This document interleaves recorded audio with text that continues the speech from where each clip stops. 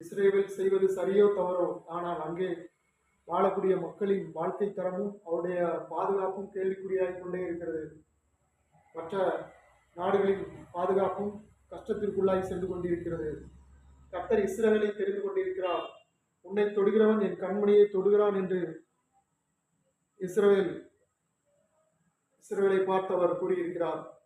இந்த வாக்குத்தத்தங்களை நாமும் இந்த காலநிலையிலே சுதந்திரித்துக் கொள்ள வேண்டும். அவருடைய கண்மணியை தொடுவதற்கு அவர் எப்படி அனுமதிப்பார்? ஆகவே இஸ்ரவேலிலே கர்த்தருடைய திட்டங்கள் நடைபெற கடைசி நாட்களிலே கர்த்தருடைய திட்டங்கள் அங்கே நடைபெற வேண்டியிருப்பதினாலே சத்ருவானவன் அந்த நாட்டை குறிவைத்து தாக்குகிறான்.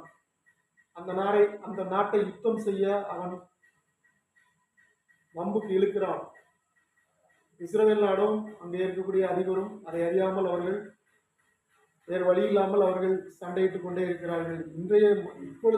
இப்பொழுதல்ல, அது இயேசு கிறிஸ்துவின் அது ஆரம்பிக்கப்பட்ட நாட்களில் இருந்து புதியதாக 1948 அது திரும்பமாக யூத ஜனங்கள் வரவழைக்கப்பட்டு இஸ்ரவேல் நாடானது உருவாக்கப்பட்டது.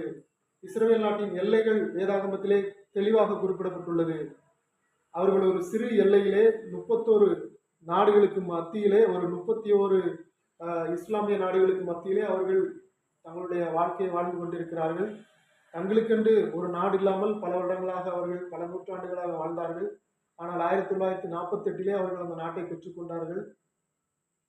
என்றைக்கு அந்த நாடு சுதந்திர தினம் பிரகடனப்படுத்தப்பட்டதோ அன்றைக்கே யுத்தம் ஆரம்பமானது. அதே நேரத்தில் அந்த நாட்டுக்கு விரோதமாக எழுதின தலைவர்கள் எல்லாம் வீழ்த்தப்பட்டார்கள். முக்கியமாக இஸ்ரவேல் நாட்டின் வரைபடமானது உலக வரைபடத்திலிருந்து, இஸ்ரவேல் தேசமானது உலக வரைபடத்திலிருந்து எடுக்கப்படும் என்று யாசர் அரபாத் ஒரு நாளிலே கர்ஜித்தார். அவர் சொல்லி முடித்த, அவர் செய்தி அறிக்கை விட்ட சில நிமிடங்களிலேயே, சில மணி நேரங்களிலேயே இஸ்ரவேல் அந்த நாட்டின் மீது தங்களுடைய விமானத்தை அனுப்பி குண்டுகளை பொழிந்தது. ஏனென்றால் இஸ்ரவேல் எப்பொழுதும் யுத்தம் செய்யக்கூடியவன். தாவீதின் காலத்திலே அவர் செய்யாத யுத்தம் இல்லை. தாவீது சென்ற இடங்களிலெல்லாம் கர்த்தர் அவருக்கு வெற்றியை கொடுத்தார். சுற்றி இருக்கக்கூடிய எல்லா நாடுகளிலும் அவருக்கு வெற்றியை கொடுத்தார். கானான் தேசத்தை சுதந்திரிப்பதற்காக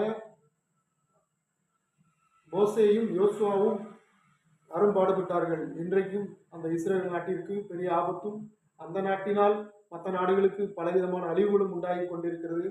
அந்த இஸ்ரவேல் நாட்டின் சமாதானத்திற்காக ஜெபிக்க வேண்டும். உன்னை நேசிக்கிறவர்கள் சுகித்திருப்பார்களாக என்று கர்த்தர் வாக்கு பண்ணுகிறார். இஸ்ரவேல் நாட்டிற்காக நாம் நிச்சயமாக தினந்தோறும் நாம் ஜெபிக்க